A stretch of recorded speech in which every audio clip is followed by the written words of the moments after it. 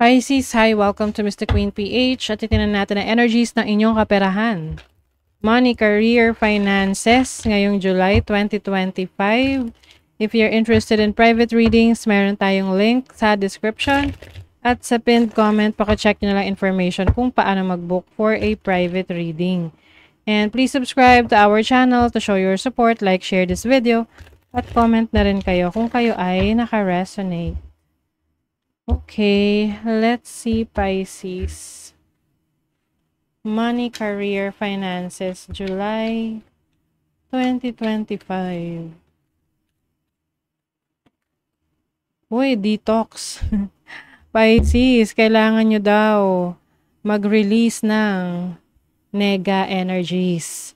Or pwedeng, may kinalaman sa kalusugan nyo, no? Yung mga may mga, di ba may naiinom na mga fruits, juices na nakakapag-detox, nakakapag-release ng mga hindi magandang elements sa katawan natin. Ayan. So, maaring yan yung isa sa gagawin nyo ngayong July. This can also mean, pag-release ng inyong mga unhealthy habits pagdating sa pera, pagdating sa paggastos. 'Di ba? Puwede rin 'tong declutter, no? Pagde-declutter sa inyong space, puwede kayong magbebenta ng mga gamit na hindi niyo na ginagamit para mag-raise ng funds, no? So, at least nalinis niyo na yung lugar niyo, yung place ninyo, yung space ninyo, may extra income pa, may extra money pa kayo, 'di ba? Healing. Oh my God. Pisces, you are being asked to heal yourself. Or, to undergo healing.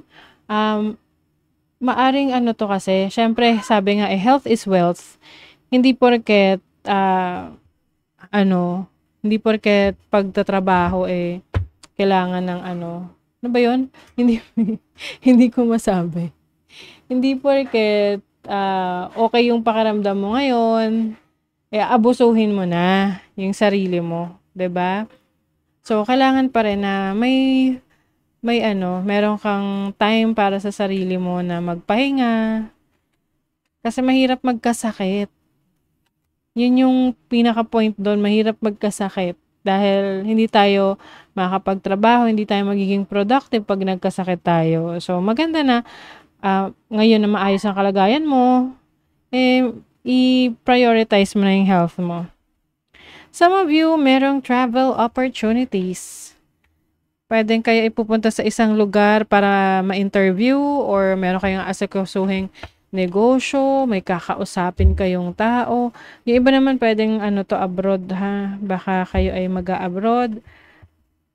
So, kung may balak mag-abroad, syempre number 1 dyan yung medical, no? Kailangan maayos yung inyong kalusugan. Okay? You have the Chariot, so definitely travel. This is also about victory, pag-unlad. Yung iba pwedeng lilipat ng trabaho, lilipat ng bahay dahil sa bagong opportunities na nagbubukas para sa inyo sa trabaho, sa career, sa business ninyo. You have the Justice card. Meron kang desisyon na gagawin. Kung saan saan ka mas magbibigay ng focus. Oo, kasi pwedeng marami kang opportunity sa trabaho, sa business, sa career. Andyan na yan no? Kaya lang, hindi mo ngayon alam kung saan mas worth it. Pinag-aaralan mo, saan mas sulit yung energy, yung effort na ibibigay mo. You have the King of Wands. So, yung iba sa inyo ang ipo-pursue nyo, creative na project. Or yung tipong wala kang boss. Ikaw yung sarili mong boss. You are your own boss. Pag ganyan nga lang, hindi fix yung income mo. Pero malaki yung potential niyan na mas lumaki pa ng lumaki. Unlimited opportunities and potentials. You have the Queen of Swords. So, kailangan lang talaga disiplina sa sarili mo para ma-achieve mo yung goals mo. Kasi may mga times na mabilis kang, mabilis kang tamarin or mawala ng gana, hindi ka na-inspire. So, kumbaga, i-program mo yung isip mo na kailangan you will always show up for yourself. And at the same time, balance din yung energy mo na alagaan yung sarili mo. Uy, ang ganda. You have the 9 of Pentacles, which is financial stability. Now, some of you will experience financial stability. Yung iba, financially independent kayo, no? Kaya nyo nang i-support yung sarili nyo. Yung iba, bubukod na, alis na sa poder ng mga magulang para, to have your own life. Pwede rin pagkakaroon ng sarili nyong negosyo. Yung iba, may pag-aaralan. Pwedeng kayo ay mag-enroll talaga sa traditional na school or research or online schooling. As long as meron kang new learnings. Okay? You also have determination. Napaka-importante talaga. Consistent ka sa ginagawa mo. Kasi kung anong tawag doon? Ningas kugon. 'Di ba? Ningas kugon is parang andyan ka, tas wala ulit. Andyan, wala. So, you always have to show up for yourself, for your goals, for your dreams.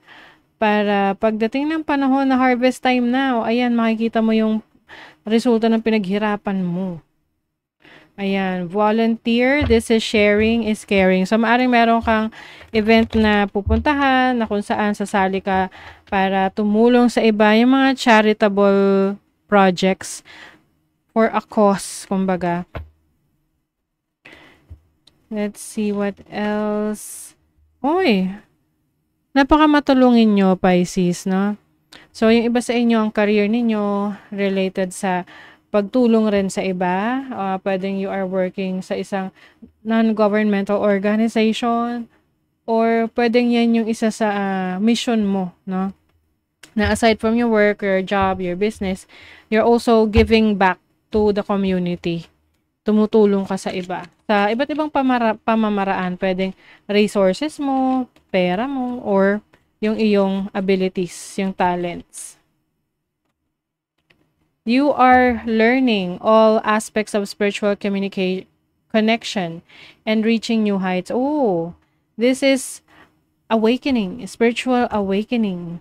Yung iba sa inyo, you are learning different forms of divination like tarot, astrology, and a lot of things pa. The universe is calling you to notice important synchronicities. So, yung iba sa inyo, madalas kayo makita ng mga repeating numbers or yung mga symbolic na animals or insects na nakikita nyo madalas kahit hindi naman dati. So, i-research nyo yung meaning nun at kung ano yung ginagawa mo nung time na yon. Kasi, maaring may mensahe para sa'yo. Can be like a confirmation ng iyong ginagawa that you are on the right path or sagot sa iyong tanong. Your dreams and desires are calling you to action. The journey begins today. So, I think itong travel na to, this is yung journey. Ito yung journey mo. Pagdating sa pangarap na gusto mong ma-achieve. The journey begins today. Ngayon na daw. Ngayon ka na mag-take action. Believe in yourself and do it. Okay? So, that is your reading, Pisces. Thank you so much. See you again.